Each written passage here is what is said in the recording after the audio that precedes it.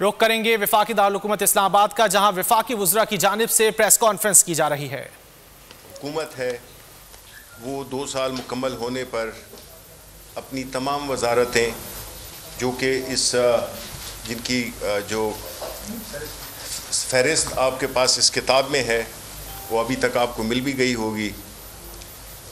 तो मकसद ये है कि हम आप आवाम के सामने कोई भी जमहूरी हुकूमत, जैसे मैंने कल कहा, जवाबदेह होती है और हमारा ये फ़र्ज़, ये हमारा जमहूरी फ़र्ज़ बनता है कि हम आवाम के सामने तमाम काबीना के अरकान आपके सामने आएँ और अपनी अपनी वजारतों के बारे में बताएं।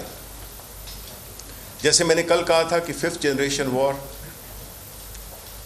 चली हुई है और उसके जो बुनियादी सुतून होते हैं वो होते हैं कि वो लोग जो इसमें इन्वॉल्व हैं 5th जनरेशन वॉर में, उनका मकसद होता है कि मुल्क में 2 किस्म की चीज़ें हों, एक अफरा तफरी और दूसरी नाउमीदी। और ये रोल अपोजिशन बहुत ही अच्छे तरीके से निभा रही है। जिस तरह कल प्राइम मिनिस्टर साहब ने अपने इंटरव्यू में कहा कि माफियाज़, इनको हम नहीं छोड़ेंगे, ये लोग जो अभी माफियाज़ की नुमाइंदगी कर रहे हैं इनको भी हम नहीं छोड़ेंगे। हम इया कनाब्दो इया कनस्तईन के उसूल पे कायम हैं और हम ये उम्मीद करते हैं कि तमाम अवाम हमारे साथ है और हम तमाम उन साजिशों को शिकस्त दे देंगे जो कि हम अभी तक करते आए हैं। इस वक्त कौम एक तरक्की की राह पे चल पड़ी है, इकॉनमी रिवाइव हो गई है और जितनी भी अच्छी खबरें आ रही हैं वो अपोजिशन के लिए बहुत बुरी खबरें हैं। जो अच्छी खबरें हैं वो मुल्क के लिए अच्छी खबरें हैं, वो पाकिस्तान तहरीक इंसाफ के लिए सिर्फ नहीं, वो मुल्क के लिए अच्छी हैं। और जो बुरी खबरें हैं बन के आती हैं, यही अच्छी खबरें अपोजिशन के लिए। तो मैं उम्मीद करता हूँ कि अवाम जिन्होंने कि एक बड़ी साबित कदमी से हमारा साथ दिया, मुश्किलात जो थीं उसमें से बहुत में से हम निकल गए हैं और इंशाअल्लाह हमें उम्मीद है कि अब खुशहाली का दौर आने वाला है, जो कि शुरू भी हो चुका है। तो इस जो अरसा आपने गुजारा है इसका आपको इसका जो फल है तो वो इंशाअल्लाह बहुत अनकरीब मिलने वाला है और उसका अमल शुरू हो गया है, जो कि आपको जितने भी हमारी इकनॉमिक फ़िगर्स हैं या और जितनी भी अच्छी खबरें आ रही हैं वो सारी इंशाअल्लाह उसकी ज़रब उसकी होती रहेगी। तो अब मैं रिक्वेस्ट करता हूँ कि हमारी काबीना के पहले रुकन आपसे मुखातिब हों और आपको वो बताएं अपनी मिनिस्ट्री के बारे में। मुराद सईद। बिस्मिल्लाहिर्रहमानिर्रहीम। शुक्रिया शिबली भाई। मिनिस्ट्री ऑफ कम्युनिकेशन के हवाले से बड़ी मुख्तसरन बात करूँगा। प्राइम मिनिस्टर इमरान खान ने जो कौम को विज़न दिया और अपनी पहली स्पीच में हुकूमत बनने के बाद जो उन्होंने बुनियादी उसूल सामने रखे पूरी पाकिस्तान की तरफ से, हमने अपनी वजारत में कोशिश की कि हम उन उसूलों के ऊपर अपनी जो ज़िम्मेदारी है उसको निभाएं। प्राइम मिनिस्टर साहब ने कहा था कि austerity, accountability, transparency, self sustainability. वज़ारत मवासिलात में हमने ऑस्टेरिटी जो प्राइम मिनिस्टर साहब की सादगी मुहिम है उसमें हिस्सा लिया और 750 मिलियन मतलब 75 करोड़ की हमने सेविंग की। दूसरा, मैं इस्टेब्लिशमेंट जो एक्सपेंडिचर्स है उनकी बात कर रहा हूँ। दूसरा, जो प्राइम मिनिस्टर साहब ने कहा कि ट्रांसपेरेंसी, तो वज़ारत मवासिलात ने पाकिस्तान में पहली दफ़ा ई बिलिंग का आगाज़ किया अपने प्रोजेक्ट्स के ऊपर और हक लड़ ये खान से के प्रोजेक्ट से हमने इसका आगाज़ किया। फिर हमने जितने भी नए प्रोजेक्ट्स हैं वो ई प्रोक्योरमेंट पे लेके गए और पूरा जो NHA के अंदर जितनी भी प्रोक्योरमेंट होगी 30 सितंबर तक वो 100% हम ई प्रोक्योरमेंट पे चले जाएंगे। मतलब ई बिडिंग, ई बिलिंग, ई टेंडरिंग, हम इसके ऊपर मुकम्मल तौर पे चले जाएंगे। GIS मैपिंग हमने की क्योंकि हमने ट्रांसपेरेंसी लानी थी। GIS मैपिंग से हमारा पाकिस्तान का जितना भी राइट ऑफ वे है, लेफ़्ट राइट पे जितनी कमर्शियल एक्टिविटी होती है उसको किस तरह हम रेवेन्यू का सबब बना सकते हैं। किसी प्रोजेक्ट के आगाज़ से पहले प्लानिंग के वक्त हम उसको इस्तेमाल कर सकते हैं, हम उसको मॉनिटरिंग के लिए इस्तेमाल कर सकते हैं। कहीं पे मेंटेनेंस की एक्टिविटी हो रही है उसके लिए इस्तेमाल कर सकते हैं, साथ में रेवेन्यू जनरेशन के लिए इस्तेमाल कर सकते हैं। लिहाजा ट्रांसपेरेंसी बुनियादी उसूल ठहरा और हमने ये तमाम चीज़ें वहाँ पे इंश्योर कराई।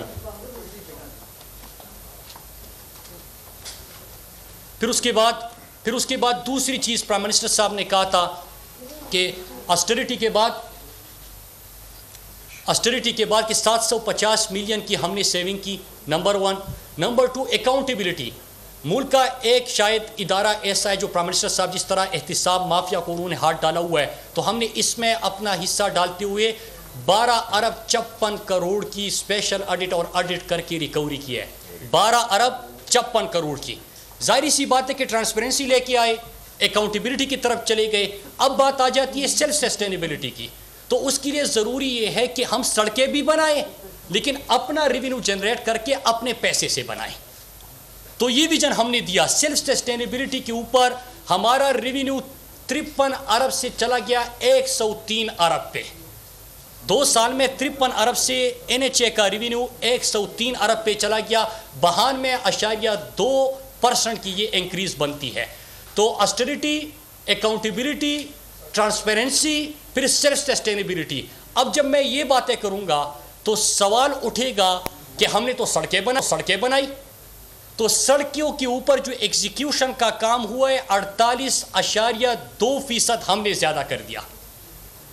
48.2% जो सड़कों का मंसूबा शुरू करके वहाँ पे प्रैक्टिकल ज़मीन के ऊपर काम होना था वो 48.2%, 524 किलोमीटर हमने ज़्यादा कर लिया।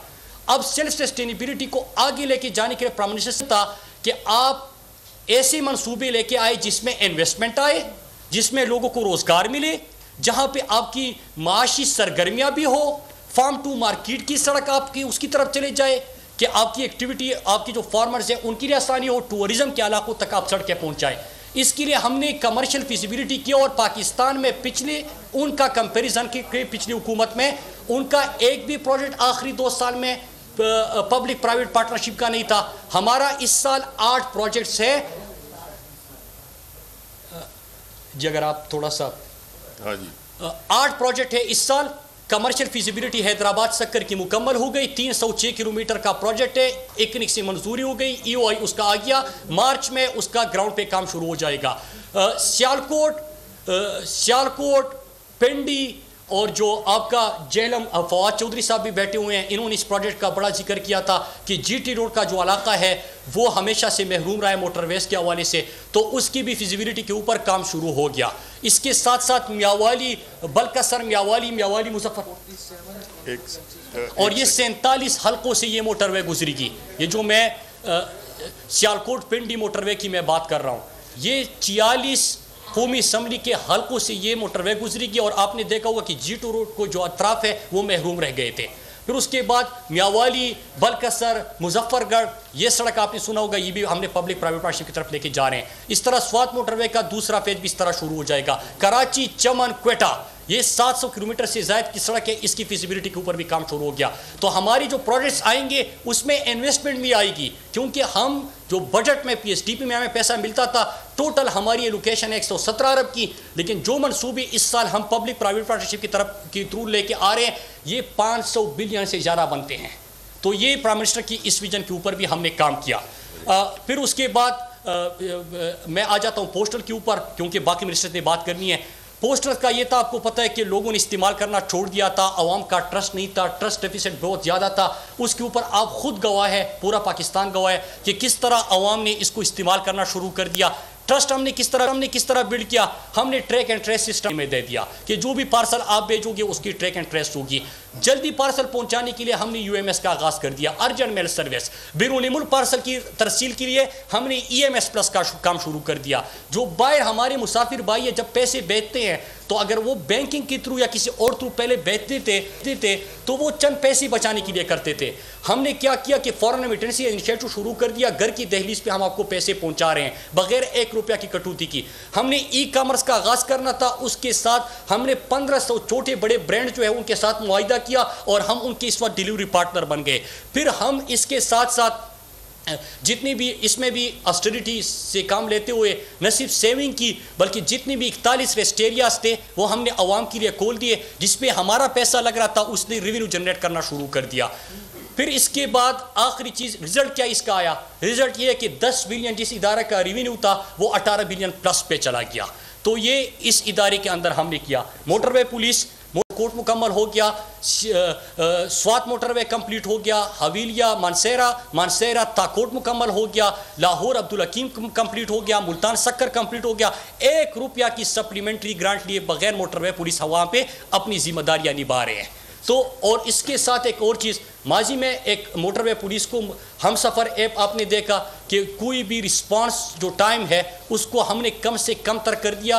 और आज हमारे एक और इवेंट है जिसमें हम अपने जो 130 और जो रिस्पांस टाइम था उसको 7 मिनट पे हम लेके आए थे।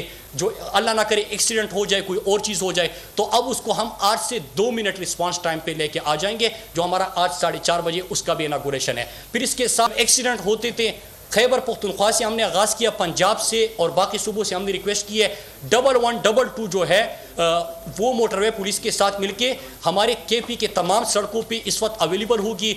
ऑपरेशन मिनी ऑपरेशन थिएटर भी आप उसको कह सकते हैं, वो तमाम सहूलियात भी अवेलेबल होगी। और आखिर में साइंस एंड टेक्नोलॉजी मिनिस्ट्री के साथ हमारी बात चल रही है मोटरवे पुलिस के केस के लिए कि हम पेट्रोलिंग जो है वो ड्रोन के थ्रू लेके आए कि ताकि हमारा मेन पावर भी कम हो और हम पूरी सड़कों के ऊपर अपनी ड्रोन टेक्नोलॉजी को इस्तेमाल करते हुए पेट्रोलिंग भी बेहतर कर सकें। मैं आप सबका शुक्रिया अदा करता हूं।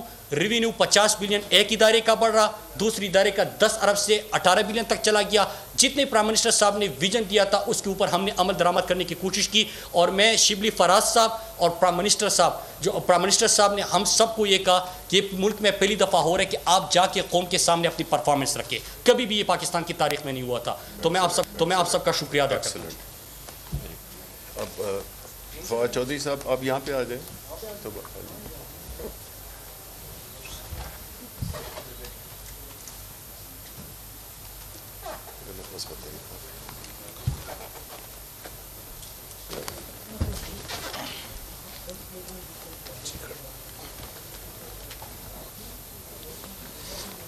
बिस्मिल्लाहिर्रहमानिर्रहीम। सबसे पहले तो मैं बहुत शुक्रिया अदा करना चाहता हूँ मिनिस्टर इन्फॉर्मेशन साहब का, जिन्होंने ये एक इवेंट अरेंज किया।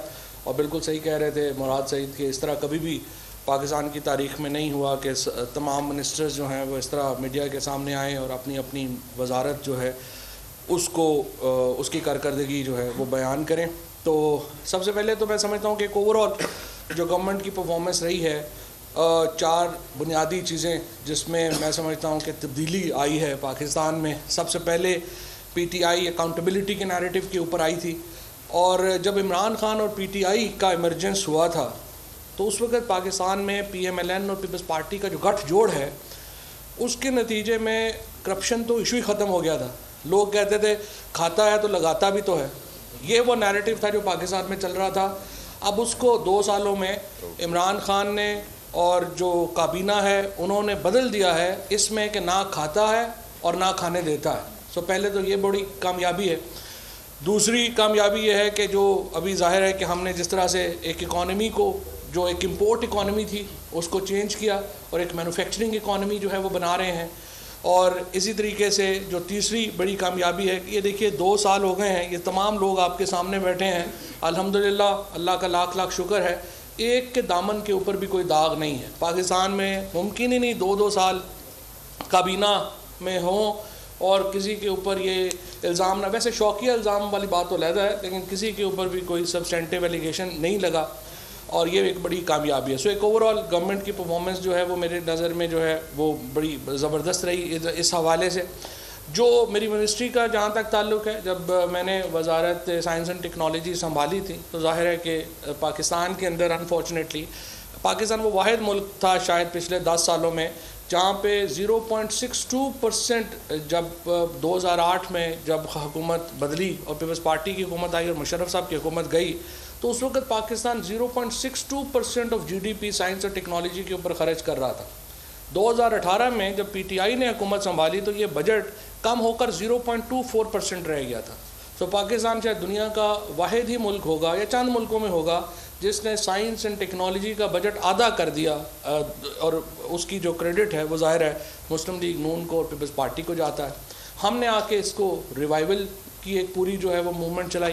पहला जो कॉन्सेप्ट था मेरा वो ये था कि हम इसको एक बेसिक साइंसेस के बजाय अप्लाइड साइंसेस की तरफ इसको लेके आएँ, और मेड इन पाकिस्तान का जो लोगो है उसको हमने अपनाया, और हमने जो तमाम हमारी जो पॉलिसीज़ हैं उनको हमने चेंज किया और मेड इन पाकिस्तान को के ऊपर हम लेके गए। एक्सपोर्ट के ऊपर हमने जो है वो एम्फेसिस किया। कोविड आया पिछले साल, 26 फरवरी को पहले 2 केसेस जो हैं कोविड के पाकिस्तान में सरफेस हुए। 26 फरवरी को हम पाकिस्तान के अंदर कुछ भी अपना नहीं बना रहे थे। हम मास्क जो है वो बरामद कर रहे थे, हम जो गॉगल्स हैं, जो फेस शील्ड्स हैं, उसके साथ जो बाकी तमाम हॉस्पिटल्स में चीज़ें हैं वो तमाम चीज़ें हम इंपोर्ट कर रहे थे। आप लोगों में से बहुत से दोस्तों को याद होगा कि मार्च के पहले हफ्ते में यहाँ हैंड सैनिटाइज़र शॉर्ट हो गए थे, तो यहाँ से हमने ये सफ़र शुरू किया और हमने PCSIR ने सबसे पहले सैनिटाइज़र्स जो हैं उनके साथ हमने पहले प्रोजेक्ट किया डिफेंस प्रोडक्शन के साथ मिलके। यहाँ पे मैं ज़ाहिर है स्टैट्स को, जो पाकिस्तान की डिफेंस ऑर्गेनाइजेशंस हैं, उनका भी बड़ा शुक्रिया अदा करना चाहता हूँ। हमने आकर के क्लोज़ रिलेशनशिप कायम किया पाकिस्तान की डिफेंस प्रोडक्शन इदारों के साथ कि हम जो चीज़ें हैं वो ख़ुद हम बना सकें। लिहाजा हमने सैनिटाइज़र्स जो हैं वो बनाने शुरू किए। आज अल्हम्दुलिल्लाह 6 महीनों के बाद तकरीबन हम पाकिस्तान, ना सिर्फ ये कि हम अपनी कुछ तमाम चीज़ें जो पाकिस्तान के अंदर इस्तेमाल होती हैं वो हम पाकिस्तान ख़ुद बना रहा है, बल्कि आज अल्हम्दुलिल्लाह हम पाकिस्तान PPEs का दुनिया का मेजर एक्सपोर्टर है। और इसके ऊपर ज़ाहिर है कि हमें बड़ा फ़ख्र है। प्राइम मिनिस्टर साहब का जो एतमाद हमें हासिल रहा है ये उसकी वजह से मुमकिन हो सका। हमारे कोलीग्स ने, मिनिस्ट्रीज़ ने जो हमारे साथ ताउन किया उसकी वजह से ये मुमकिन हो सका। दूसरा जो इम्पॉर्टेंट मैं कहना चाहता हूँ कि हमारे इस साल एक और बहुत बड़ी अचीवमेंट हमें मिली, जहाँ पे हम पाकिस्तान की एजुकेशन जो है उसको अंडर क्रिटिसिज्म समझा जाता है। इस साल पाकिस्तान जो है वो वाशिंगटन एकॉर्ड का हिस्सा बना, जिसका मतलब ये है कि पाकिस्तानी इंजीनियर्स की जो डिग्री है उसको पूरी दुनिया में रिकग्निशन मिली, और पाकिस्तान के जो इंजीनियर जो यहाँ से इंजीनियरिंग डिग्री मिलती है अब वो पूरी दुनिया में वो रिकग्नाइज़ होती है। कहीं पे जाके किसी इंजीनियर को कोई एक्स्ट्रा टेस्ट नहीं देना पड़ता, कोई एक्स्ट्रा एग्ज़ाम नहीं देना पड़ता। ये एक और बहुत बड़ी कामयाबी थी जो हमें मिली। तीसरी बड़ी कामयाबी जो हमें मिली वो हमने अल्हम्दुलिल्लाह जो पाकिस्तान के अंदर हम बिलियंस ऑफ डॉलर का जो मेडिकल इक्विपमेंट है ये हम इंपोर्ट कर रहे थे। इस साल हमने जो वेंटिलेटर्स बनाए, जो पहला वेंटिलेटर्स जो 250 वेंटिलेटर्स माहाना अब हम बना रहे हैं, NRTC की कैपेसिटी है। अगले हफ्ते इंशाल्लाह मुझे उम्मीद है कि ड्रैप दूसरी जो हमारी कंपनीज़ हैं उनको भी ये लाइसेंस अगर 1-2 हफ्तों में जारी कर देगी तो हमारी कैपेसिटी तकरीबन 700 वेंटिलेटर्स माहाना पे आ जाएगी, जिसके बाद हम एक्सपोर्ट के काबिल हो जाएंगे। और Pakistan will be among the very few countries in the world जो वेंटिलेटर्स जैसा सोफिस्टिकेटेड जो मशीनरी है वो भी एक्सपोर्ट करता है। और इस साल के जो 3 टारगेट्स हैं मैं आपको बताना चाहता हूँ हमने जो सेट किए हैं अपने लिए। ये प्रिसीजन एग्रीकल्चर हमारा एक फोकस रहेगा। प्रिसीजन एग्रीकल्चर में इंशाल्लाह आप देखेंगे कि हम 2 एकड़, 5 एकड़ और 12.5 एकड़ के जो एग्रीकल्चर फॉर्म्स हैं उनको हम एक पूरा टेक्नोलॉजी पैकेज देंगे, और पूरा हमने एग्जीक्यूशन प्लान किया है कि उसको हम कैसे प्लान करेंगे। उसमें ड्रोन शामिल होंगे, उसमें वाटर सेंसर शामिल होंगे, उसमें पेस्टिसाइड सेंसर शामिल होंगे, पैकिंग शामिल होगी, बीज की सिलेक्शन शामिल होगी, और नॉन ट्रेडिशनल एग्रीकल्चर जो है जैसे काली मिर्च है, जिंजर है, हमारी जो एक्जॉटिक वेजिटेबल्स हैं, इन तमाम को ग्रो करने का जो एक पूरा हमने बड़ा एक प्लान हम जो है वो कर रहे हैं। इस साल हमें उम्मीद है कि 500 फॉर्म हम जो है वो पूरे टेक्नोलॉजी फॉर्म्स जो हैं वो क्रिएट करना चाहते हैं, और 100% एक्सपोर्ट बेस्ड एग्रीकल्चर जो है वो पाकिस्तान के अंदर हम इंट्रोड्यूस कराएंगे। दूसरा जो हमारा बड़ा प्रोजेक्ट है इंशाल्लाह वो ये है कि हम चाहते हैं कि जो सियालकोट डिस्ट्रिक्ट है उसको स्पेशल इकनॉमिक जोन डिक्लेयर किया जाए इलेक्ट्रोमैग्नेटिक जो हमारी इंडस्ट्री है उसके लिए। इलेक्ट्रोमैग्नेटिक इंडस्ट्री में हमने जो कामयाबी हासिल की वेंटिलेटर बनाने की, उसके साथ अब इंशाल्लाह इस साल मुझे पूरी उम्मीद है कि पाकिस्तान अपनी डायलिसिस मशीन्स, अपना हम जो एनेस्थीसिया मशीन्स हैं, ये तमाम मशीनें जो हैं वो पाकिस्तान के अंदर बनना शुरू होंगी। सियालकोट का हमने इसलिए इंतखाब किया है, $400 मिलियन की एक्सपोर्ट कर रहा है सर्जिकल गुड्स की सियालकोट, और वो जो $400 मिलियन की चीज़ें पाकिस्तान से बाहर जाती हैं, एक्चुअली दुनिया में उसकी जो इस वक्त कीमत है वो $5 बिलियन है।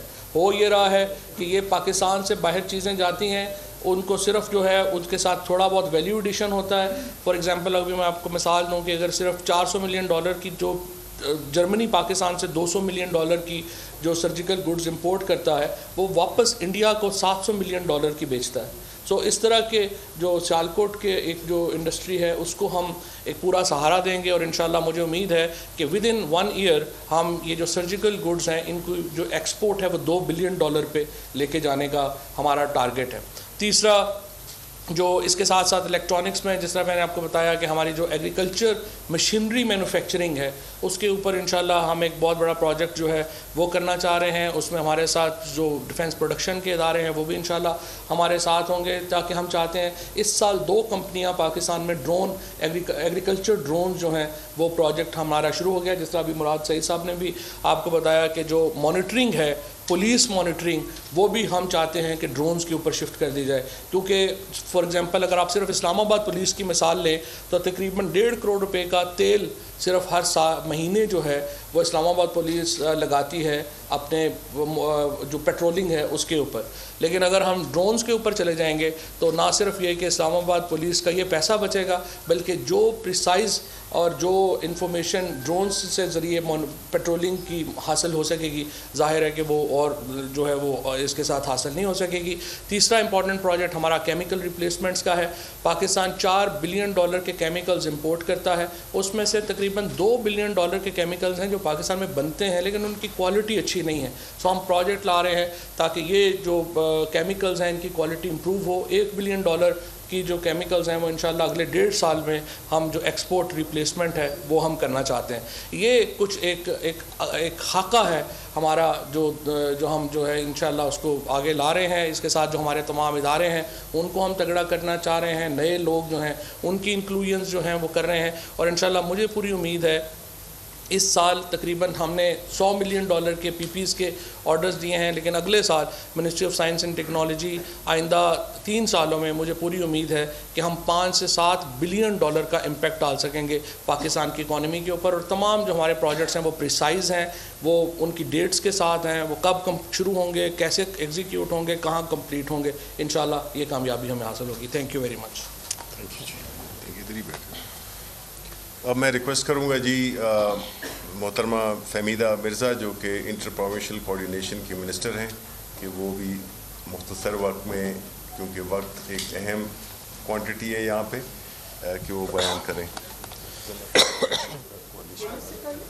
यहीं से करें, वहीं से आ जाइए है कर लिया कल वहाँ पे। अच्छा आ रही है आवाज़? ये माइक्स नहीं है ना? ओह अच्छा।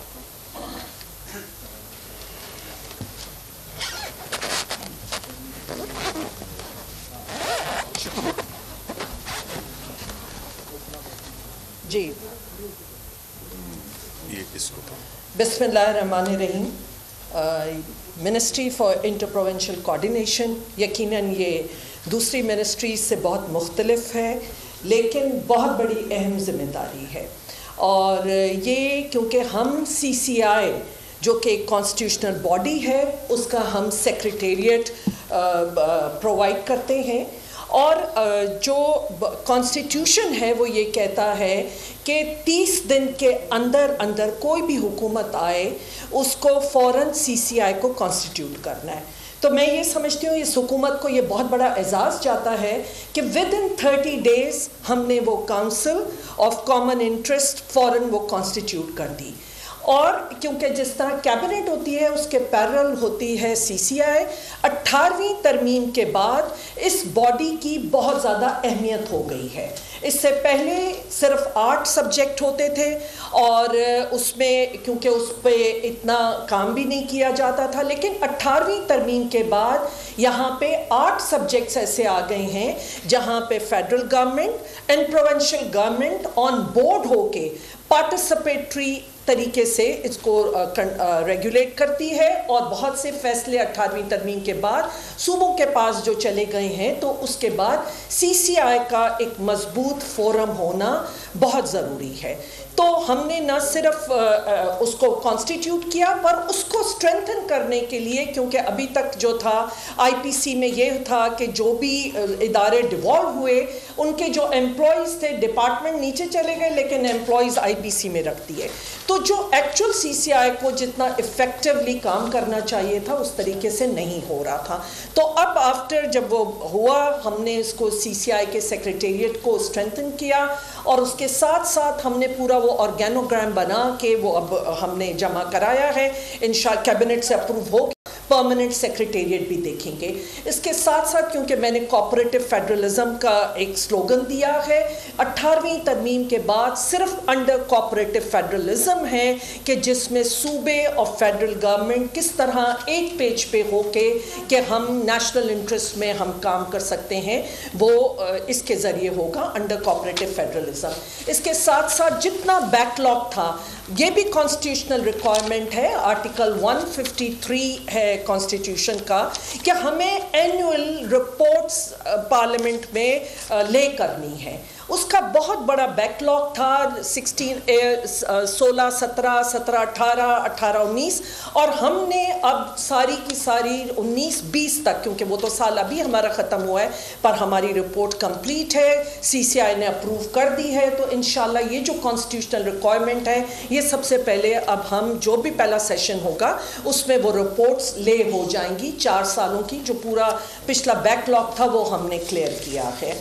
और इसके साथ क्योंकि यकीनन CCI के साथ फिर नीचे उसके IPCC आता है, इंटर प्रोविंशियल कोऑर्डिनेशन कमेटी, उसके अंडर हमने टूरिज़्म सारे प्रोविंशियल मिनिस्टर्स जो थे सूबों के उन सबको इकट्ठा बिठा के कि हम सारी वो चीज़ें वो एरियाज़ हाईलाइट करें कि टूरिज़्म, क्योंकि जिस तरह आप सुनते हैं कि प्राइम मिनिस्टर का विज़न है कि जी ये लो हैंगिंग फ्रूट है हमारी इकॉनमी के लिए और हमने किस तरह टूरिज़्म को प्रमोट करना है, तो उसमें हमने सारे सूबों को बिठाया ताकि वो पूरे अपने आइडेंटिफाई करें अपने जो इश्यूज़ हैं प्लस वो साइट्स जो हैं, और उस पर हमने कोऑर्डिनेशन के साथ पूरा वो बना कि अब जो नेशनल टूरिज़्म एक डिपार्टमेंट जो बना है कि उस पर हमने वो रिपोर्ट्स दी हैं।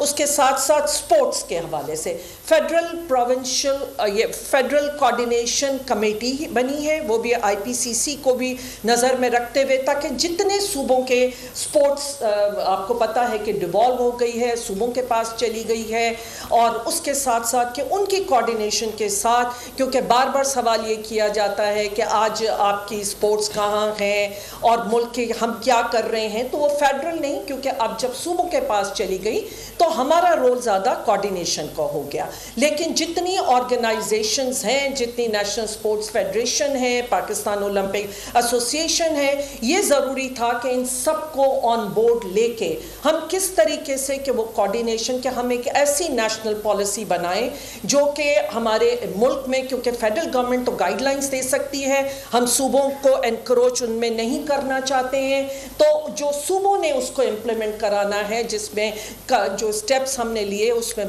था कि मैंडेटरी सारे स्कूल्स कॉलेजेस एंड एजुकेशन उनके करिकुलम में कि ये स्पोर्ट्स को लाजमी किया जाए। उसके साथ साथ ये रियल स्टेट, अभी आपने देखा कि प्राइम मिनिस्टर बड़े इंसेंटिव दे रहे हैं और बहुत से न्यू प्रोजेक्ट्स आ रहे हैं, तो हम ये चाहते हैं कि जितने न्यू प्रोजेक्ट्स हैं कि उसमें ये भी मैंडेटरी किया जाए कि वो हर प्रोजेक्ट में कि वो अपने जिम्स रखें और स्पोर्ट्स के एरिया ग्राउंड और वो सब रखें। उसके साथ जेलों में जिस तरह हमारे जुवेनाइल जेल हैं और दूसरे जो भी जेलों में ख़वातीन भी हैं कि वहाँ भी स्पोर्ट्स की फैसिलिटीज़ दिए जाएं और उनको हम उसके साथ वहाँ पे वो लोग डेवलप करें ताकि साथ के साथ वो स्पोर्ट्स भी वहाँ पे खेल सकें। उसके अलावा मदरसाज में भी हम ये स्पोर्ट्स का, वो भी मेरी रिलीजियस मिनिस्टर से हुई है और हमने करिकुलम, क्योंकि जो फेडरल एजुकेशन मिनिस्टर हैं वो जो करिकुलम पे काम कर रहे हैं उसमें मदरसाज को भी उन्होंने लिया है एंड वहाँ पे उसके साथ साथ उनका कि वो भी वहाँ स्पोर्ट्स भी वहाँ पे उनको इंट्रोड्यूस कराएं। इसके साथ जो पहले हमारा सिचुएशन थी कि जो स्पोर्ट्स बोर्ड का था, उसमें क्योंकि मैं एक पूरा स्पोर्ट्स का जो चेंज करना चाहती हूँ, क्योंकि सोच सिर्फ ये रखी जाती है कि प्रॉबली सिर्फ जो खेल के ग्राउंड तक है।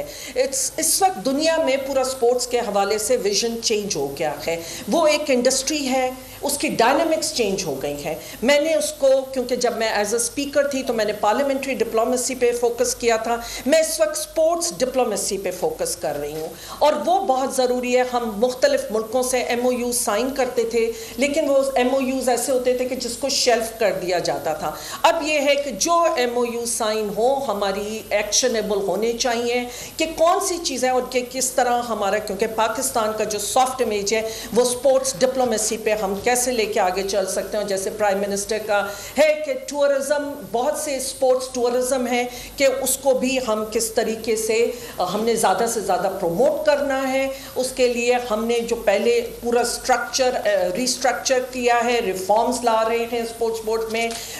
इस वक्त जो वहाँ की स्ट्रेंथ थी वो 10% थी 17 ग्रेड तक के, लेकिन 90% एम्प्लॉयज़ हैं जो 17 ग्रेड से नीचे 1 to 16 के हैं। तो जो एक्चुअली स्किल जो होने चाहिए थे कि उसकी वो है हमारे पास कमी। और पहले जो बोर्ड था वो कोई 31 मेंबर का बोर्ड होता था, उसको हमने रिड्यूस करके प्राइम मिनिस्टर के विजन पे हमने सिर्फ 11 मेंबर्स का रखा है। और उस 11 मेंबर्स जो बोर्ड पर हैं उसमें से एक HSC के हैं, क्योंकि हम स्पोर्ट्स को एक उसकी एकेडमिक साइड पे लेके जाना चाहते हैं, आगे स्पोर्ट्स यूनिवर्सिटी बने, जो भी कि HSC के मेंबर ऑन बोर्ड हों। हम ऑनलाइन ये कोचेस के ट्रेन द ट्रेनर्स की क्लासेस पे अभी नेक्स्ट मंथ, क्योंकि कोविड की वजह से ये सब चीज़ें डिले हुई हैं, लेकिन ये सून इंशाल्लाह ये हमारी नेक्स्ट मंथ से, क्योंकि ये ट्रेन द ट्रेनर्स वाली हम ये करेंगे फॉर द कोचेस। और सो एक ये था।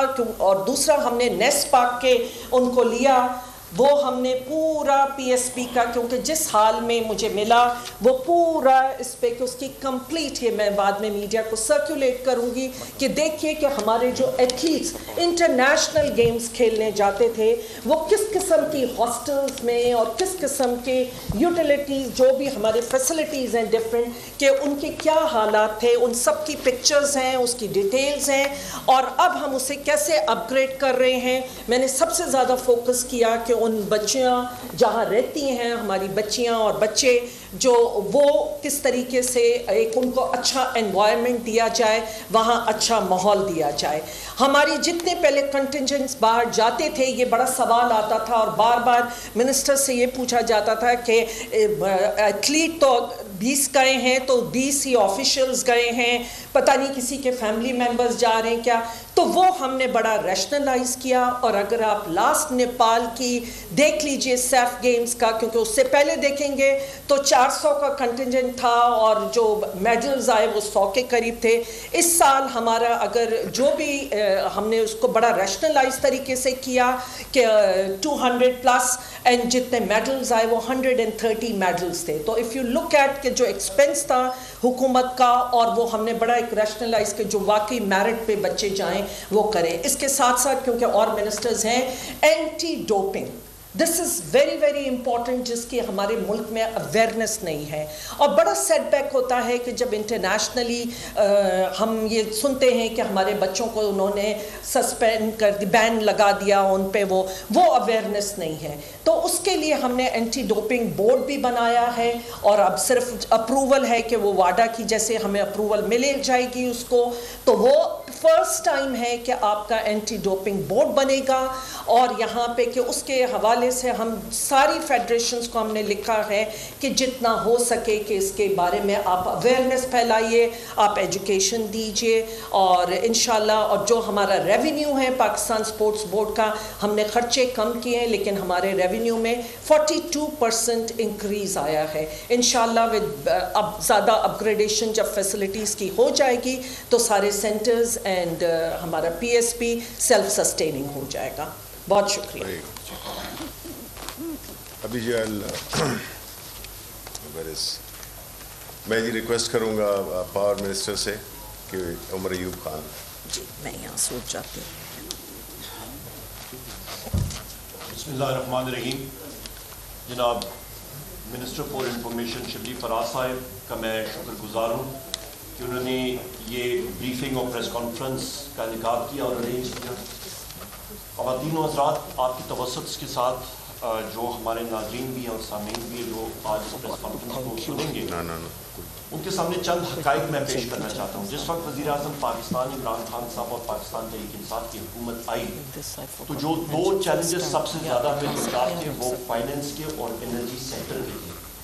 और अभी भी अल्हम्दुलिल्लाह जो हमारी दिन रात की कोशिशें हैं, काविशें हैं, उसको मद्देनज़र रखते हुए हमारी सारी टीम, जिसपे मेरी बाईं तरफ नदीम बाबर साहब special assistant to prime minister on petroleum और उनके साथ जनाब शहजाद कासिम साहब special assistant to prime minister on power और हमारे सेक्रेटरीज, फेडरल सेक्रेटरीज हज़रात और सारी टीमों ने अनथक मेहनत की और अल्हम्दुलिल्लाह हम लोग इस वक्त अचीवमेंट्स पे जा रहे हैं और ऐसे ऐसे अचीवमेंट्स हो रही हैं जो कि पाकिस्तान की तारीख में एनर्जी की फील्ड में पहले नहीं हुई।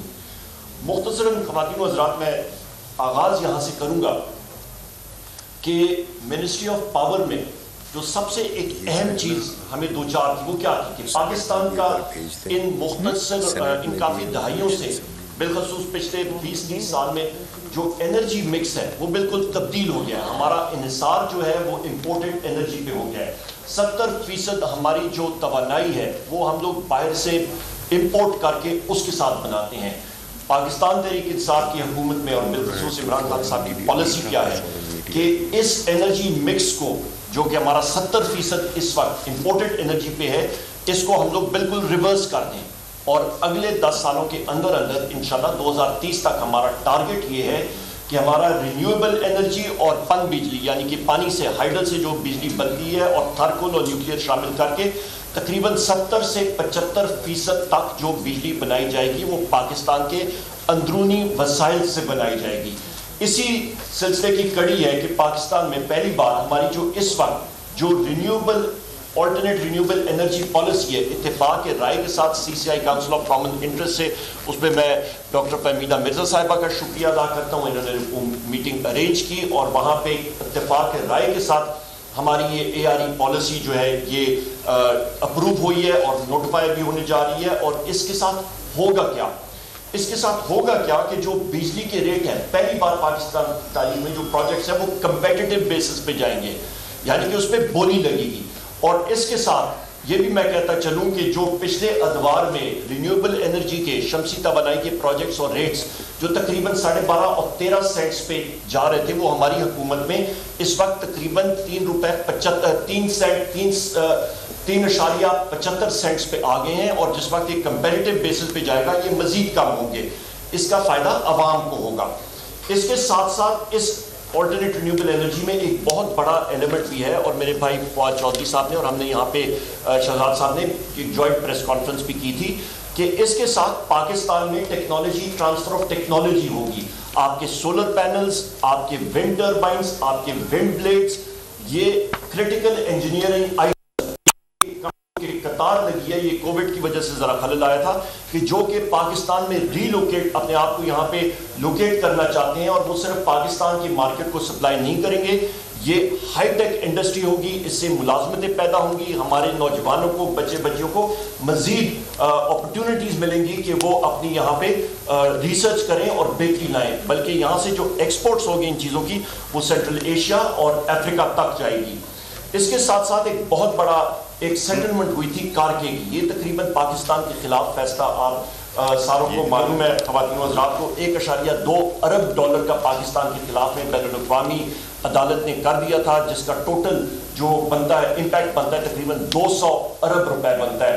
ये क्रेडिट मैं इमरान खान साहब को, अपने वज़ीर आज़म साहब को देता हूँ, उनकी दिन रात की काविशों के साथ और सदर अर्दोगान की काविशों के साथ अल्हम्दुलिल्लाह पाकिस्तान ने आउट ऑफ कोर्ट सेटलमेंट करके तो पाकिस्तान को 200 अरब रुपए के जुर्माने से बचाया। इसके साथ साथ एक बहुत अहम चीज़ ख़वातीन व हज़रात वो है इंडिपेंडेंट पावर प्रोड्यूसर्स का सेटलमेंट।